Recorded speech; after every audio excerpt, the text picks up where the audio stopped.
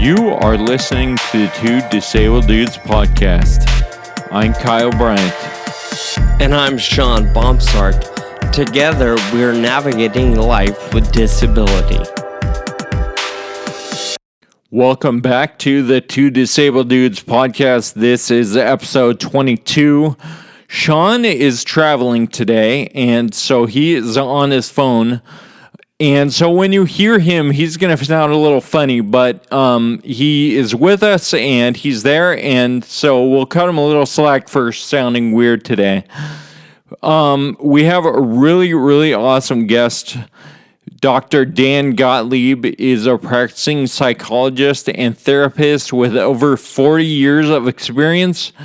He's best known as the host of Voices in the Family, a weekly radio program heard for more than 30 years on WHYY-FM, Philadelphia's NPR affiliate.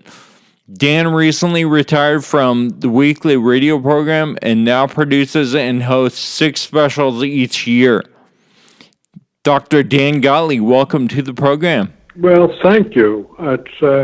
It's really an honor to be here. I'm really looking forward to our interview today. So, Dan, I first met you at the Philadelphia FAA Friedreich's Ataxia Symposium at Children's Hospital of Philadelphia.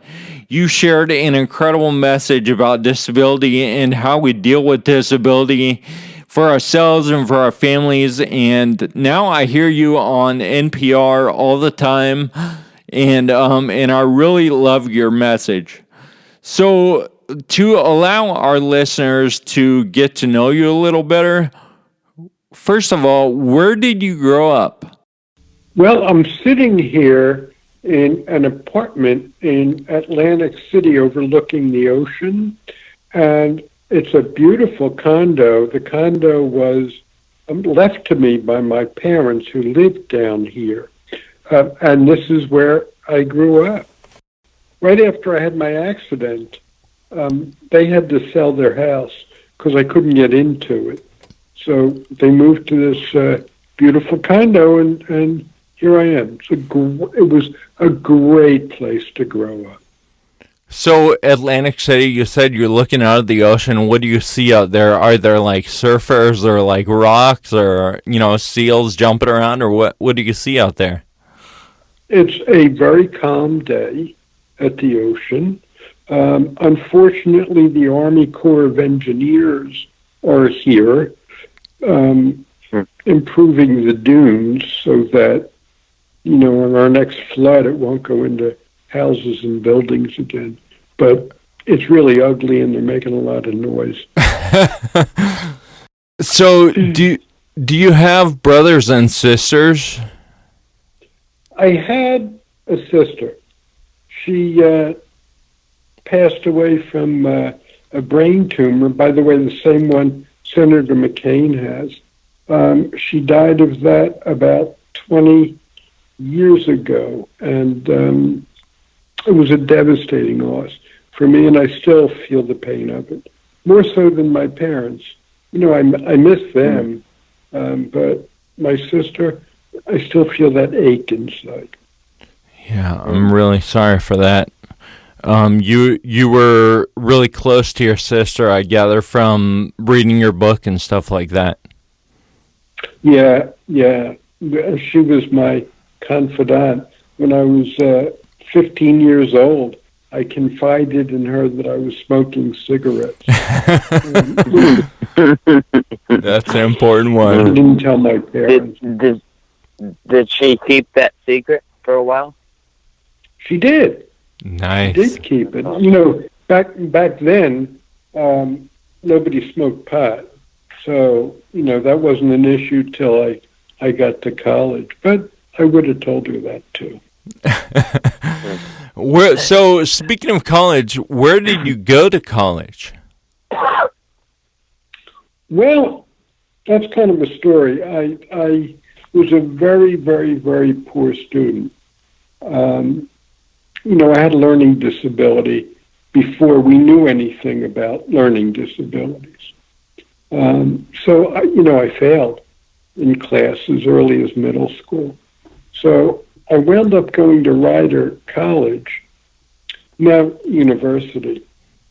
It's a good school now, but back then it was everybody's fallback school. So that's where I went. And, between the anxiety of going to college and my learning disability, I did very poorly there. And, they asked me to leave the following semester. So I went from there to St. Joe's Night School. I got my grades up, and from there I went to Temple, where I finished my undergraduate work, and my graduate work was also at Temple. Wow, that's incredible. Well, I just want to touch on something here, Kyle. I carried shame with me my whole life, feeling that I was inferior. And I had this secret that nobody could know. So I carried that with me my whole life. And when I became disabled, everything got worse. Yeah, it just amplified everything, huh? Yeah, well, when I was 33 years old, I was very successful as a young psychologist. I ran a drug treatment program, and I was getting recognized throughout the city of Philadelphia. But still, I still felt I wasn't good enough, that people weren't seeing the real me. And if they did, I'd lose all that respect. So I was successful, happy. Then on December 20th, 1979, I kissed my wife and two little girls goodbye, and I walked across my frozen lawn, ostensibly to go to work, but I really was going to pick up an anniversary present for my wife. Oh, wow. But those would be the last steps I would ever take. My car was, I was on the turnpike, and my car was crushed by a tire. An 18-wheeler lost a tire, bounced across the road, and crushed my car and broke my neck. So I'm paralyzed essentially from the clavicle down. Wow. So I am just at that spot in Letter to Sam, and I imagine maybe you talk about it later in the book, but it's such a freak accident. How, it's easy to say, why me, right? And I'm sure that has gone through your head, a lot. And so what are your thoughts on the why me thing? I think it's a question that a lot of us ask, right? Like, why was I diagnosed with Friedreich's ataxia? Why do I have this disease? Why does my life have to be this way, Yeah. Fortunately, I didn't do that. I didn't do the why me's. I don't know why. I mean, it's not because, I've got more mental health than anybody else.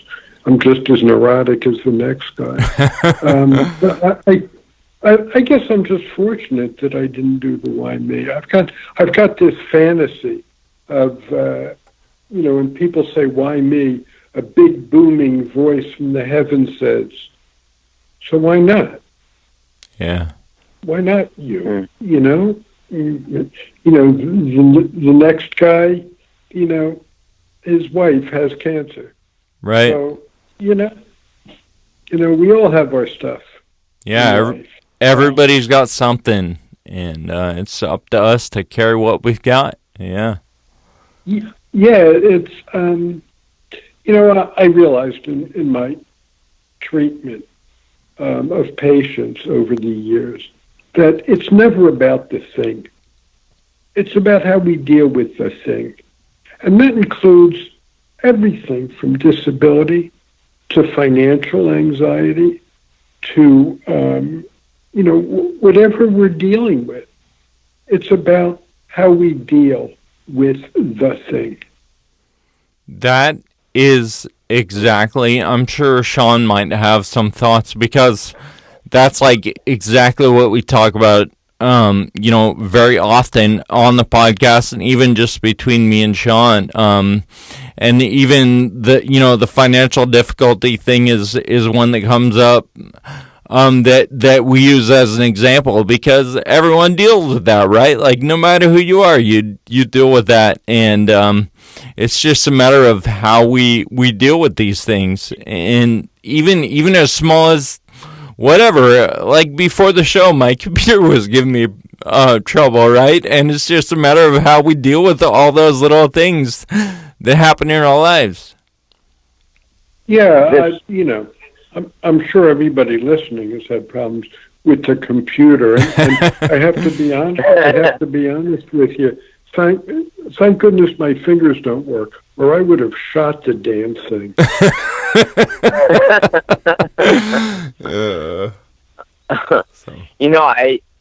Talking about this train of thought that we're on right now, I was listening to your audiobook just a little bit this morning, and you said something referring to a conversation that you had with your daughter years back, and you said something to the effect of your daughter being a diamond inside a really ugly situation, a diamond inside of a tumor.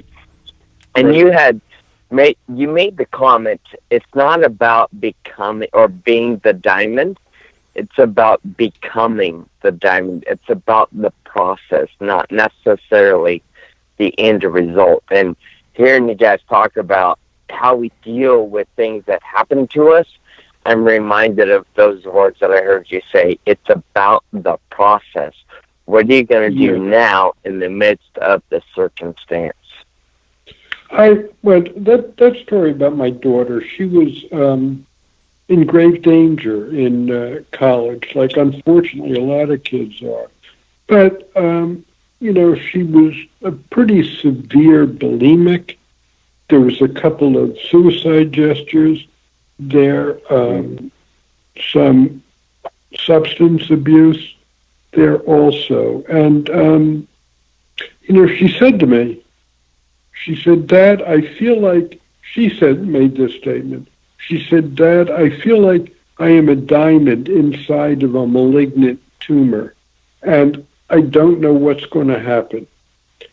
And me being a psychologist and having a Western brain, I did everything I could to attack the tumor, right? We got therapists, we had her in hospitals, we had all sorts of interventions and medications. And then I realized that she got in a group with kindred spirits like her, and they talked about who they were inside, and they talked about their humanity, and they talked about their goodness and their struggles. And I realized, and that began to change her. And I realized at that point that the work is not to destroy the tumor. It's to enable the diamond to destroy the tumor. So as such, a woman came into my office just a couple of days ago. She said she was on vacation, had been feeling great and relaxed. Over the last couple of days, she's having increasing anxiety, almost like she did when she began treatment. So she came in and sat down and started talking about the anxiety and how it feels and some of her theories about why she's having it. And we have to attack this theory and we got to deal with that. And I said, wait a minute. I said, how does your body feel when you're talking so much about your anxiety? And it was tense, of course. And I said, monitor your body as you tell me about your vacation in some detail. And her eyes sparkled, She was telling me about a vacation that she just loved. And,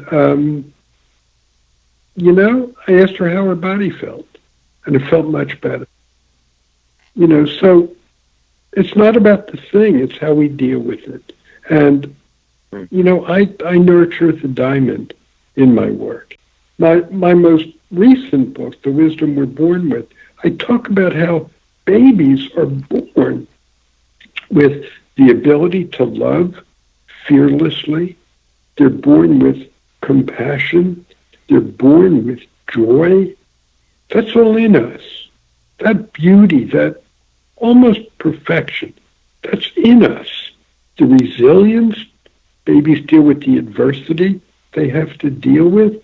Hunger, like you and I haven't experienced since we were infants. And, that's in there in all of us. We were all born with that. So let's nurture that. Let's nurture our ability to love fearlessly. Wow, I love that. That is a lesson that applies to everything, right? Applies to ourselves, how we treat others, just every situation. I really, really love that.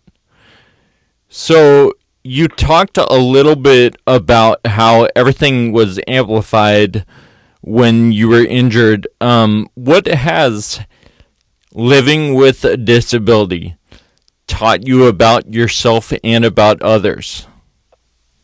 Well, a couple of things. Right after my accident, while I was still in the hospital, really all I wanted to do was die. Just close my eyes and never wake up. I mean, it's like we hear from so many others. I was going to be a burden to my family. I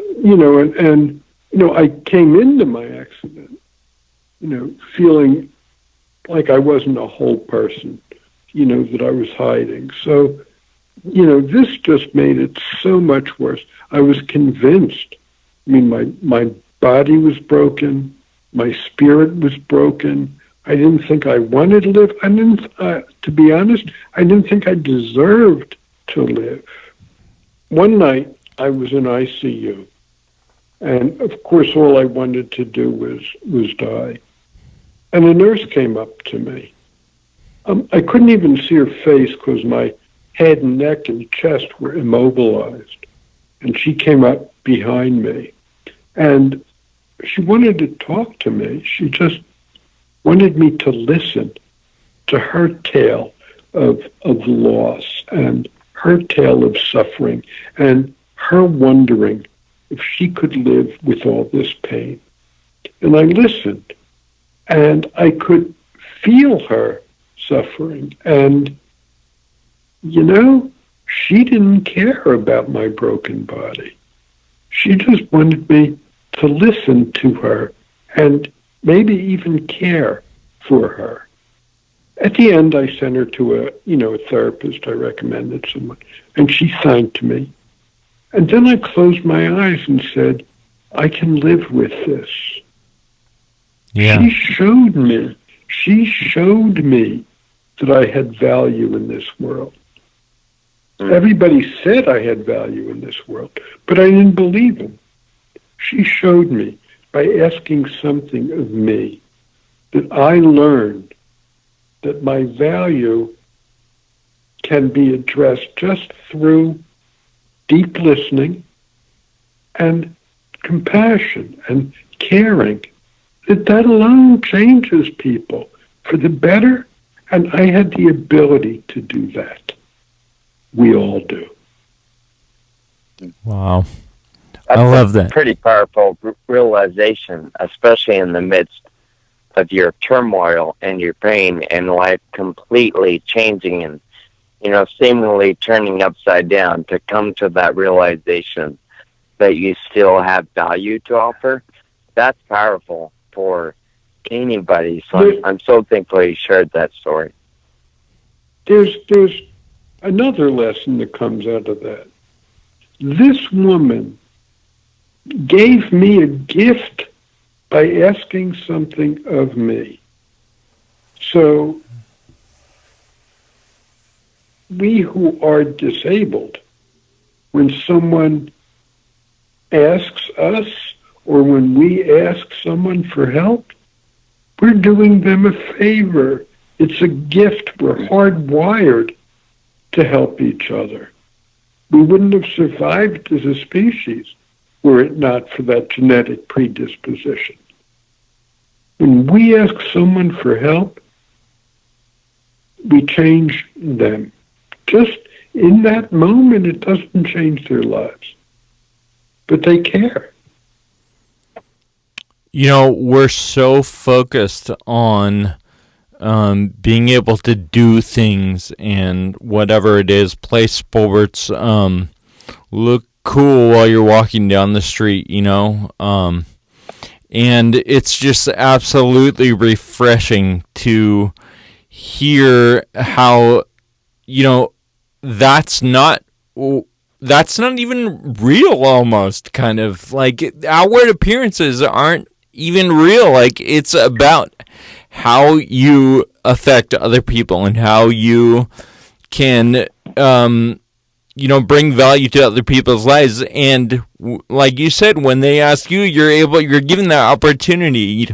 You know, I think we all deal with the issue of shame, right? In disability, I'm ashamed that I won't be able to keep up with my friends, or my family might have to change the direction of their lives because of me. But when we find opportunities and provide opportunities to each other to identify the value in our lives, you know, that really comes out, and I think it takes care of that issue of shame, and it makes you realize how valuable your life is.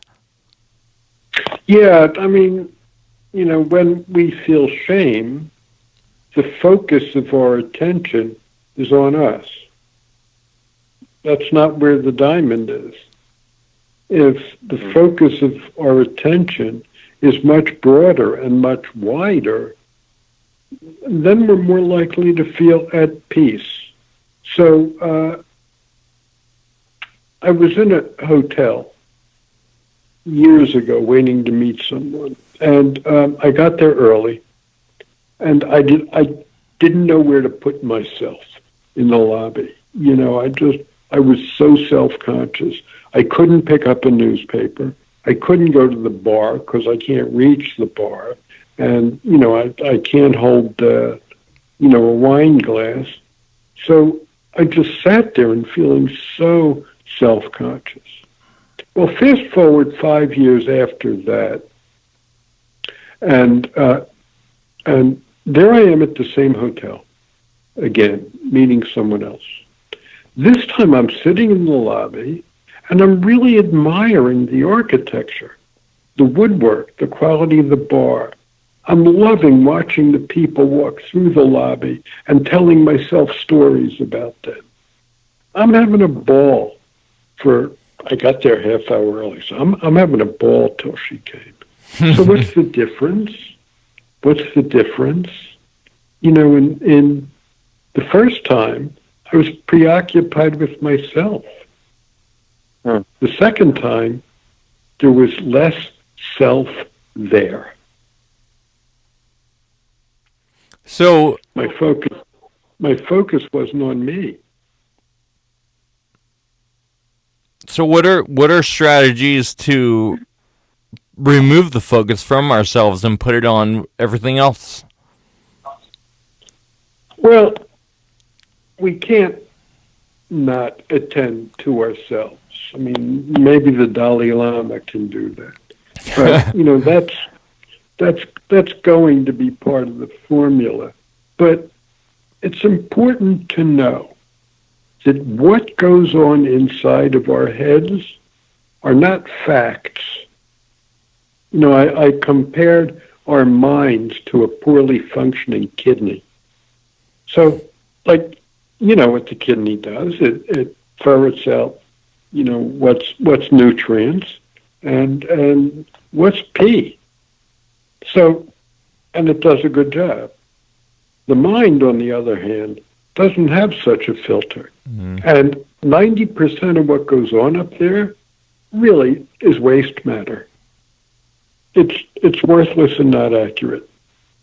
So, but we take everything seriously, right? We chase those thoughts all around the block. We tell ourselves stories about what people think about us, or who people are, or how their minds work. Wow, none of it's accurate. You know what is accurate? Is your experience, this moment, the temperature in the room, how your body feels at this moment. You know, all of these things are real. And if you have the ability to look at every person who you pass, knowing that person has suffering in their lives, that person wants well-being and more love in their lives, just like you. This idea of stop being focused on yourself and be a little more sensitive and aware of your environment, of your surroundings, and the humanity in other people, that alone will help you deal with the shame and deal with, these things we're talking about. And Kyle asked me, how do we stop focusing on ourselves? And I think that encouragement and the lesson you're telling us is an incredible call to action. Yeah. One of my friends and colleagues many years ago, when I was experiencing one of my depressions and, feeling despair, she put her hand on my shoulder and she said, Dan, like it or not, you're a teacher now. You're in charge of what you teach, but you have no choice. You're a teacher. So when you're out in the community, you're teaching people about what it means to be disabled. So, I took that very seriously. And now, I smile at almost everybody I pass. And a couple of them even smile back. Yeah. Although I was just in Vermont, and there everybody smiles back. Nice. That's good to know. I think this sort of leads to one of my questions. One of the things that I think about a lot. Maybe it's because I go to the grocery store a lot, but especially at the grocery store, for me, people are always offering help to reach the top shelf or to, lift my chair into my car for me or whatever. And the older I get, the more and more I ask for help or allow help. But 5, 6, 8 years ago, I would think of it as almost insulting. Like, I don't need your help. Leave me alone. I can do this myself, That ends up making the other people, the person who's offering, feel terrible. And I've more and more realized that someone offering help and accepting that help is just an opportunity to say hello and to like you said, smile at that person and, and make a friend even for a moment or whatever, and just reach out. Yeah, exactly. There's a poem, I'm not going to remember it well, but it's called Who Are My People? And, the guy says he's looking for his people. He said he went to the church where everybody prayed to his God, but I felt no kindred spirits there. And he says, so I went to a land where everybody spoke my language, and the same thing happened. And then he says, and finally, I was standing on the corner on a rainy day, and an old man opened his patched umbrella and held it over me. He said, and then I knew I was with a kindred spirit. So I tell people, you be the person that holds the umbrella. You be the person that offers kindness to people. It'll change your life. You be the person that expresses gratitude to whoever helps you. And when we say thank you to someone who offers to help us and really feel gratitude towards that person, it changes them and it changes us.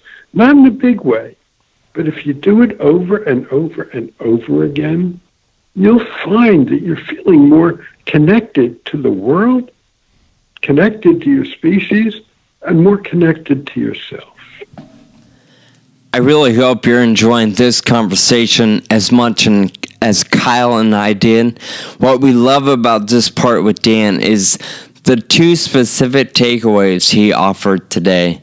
Number one, be more aware of others and the humanity of other people. And number two, be the person that holds the umbrella. And what I hear Dan saying is be the change you want to see in the world.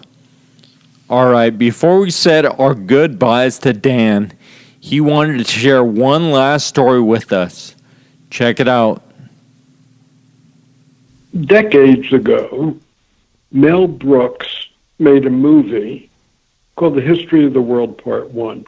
And it was typical Mel Brooks comedy. It was great. So anyway, Mel Brooks in this movie is Moses, and he's coming down the mountain with 3 tablets. And he says, God has given us 15, and then he steps on a rock and one of the tablets drops. He says, 10. God has given us 10 commandments. So with my little brain, I just keep thinking, what was the 11th commandment? And I have convinced myself that the 11th commandment was, thou shalt not take thyself too seriously. I love that. And for my money, it should have made the top 10. Perfect. Yeah, exactly. Well, That's wonderful. That is a perfect note to end on. And,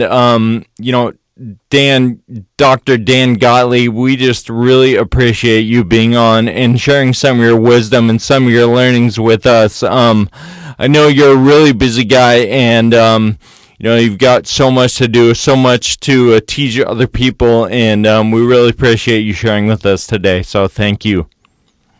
Well, I am so grateful to both of you for this invitation and for this delightful conversation. I really wish you both the best, and I wish you have peace and well-being. Thank you for listening to the Two Disabled Dudes podcast. Find us online at twodisableddudes.com, and please subscribe and review on Apple Podcasts. We'd like to hear from you. You can find us on Facebook, Twitter, and Instagram. Special thanks to our audio producer, Jake Tompkins, who also composed the music. Until next time, keep living with urgency.